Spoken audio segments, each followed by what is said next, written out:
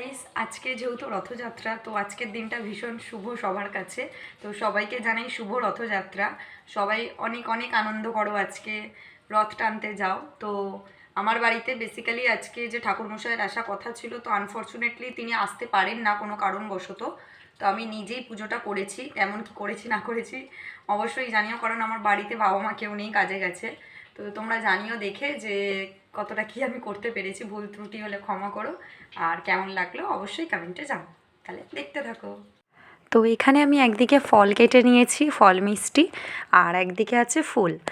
তো তারপরে এগুলো জোগাড় করার পর আমি এই যে এখানে আমি ছোট্ট করে আমার ঘরে, এটা প্রতিদিনের আমার পুজো আর্চা হয়। তো একদিকে বজরংবলী আর একদিকে রাধাকৃষ্ণের ছবি আছে।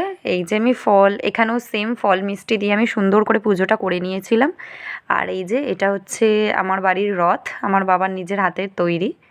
তো নিচেও ছোট্ট করে জগন্নাথ আছে, এখানেও জগন্নাথ বলরাম সুভদ্রা আছে। অ্যান্ড এই যে সবার উপরে যেটা, এটা হচ্ছে পুরী থেকে আনা শ্রী জগন্নাথ বলরাম সুভদ্রা। কেমন লাগছে তোমরা জানিও অবশ্যই। আর যদি আমার ভিডিও ভালো লাগে অবশ্যই আমার চ্যানেলটা একটু সাবস্ক্রাইব করে দিও অ্যান্ড আমার পাশে থেকো।